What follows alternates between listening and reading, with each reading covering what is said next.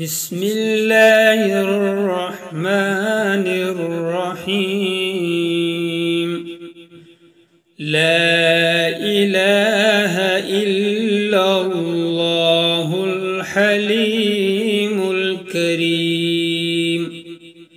سبحان الله رب العرش العظيم. والحمد لله رب العالمين.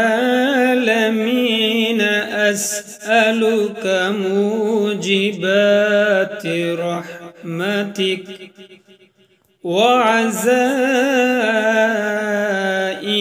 مغفرتك والغنيمة من كل بر والسلامة من كل إثم.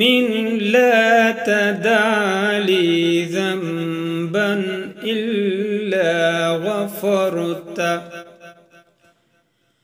ولا هما إلا فرجته ولا حاجة هي لك رضا إلا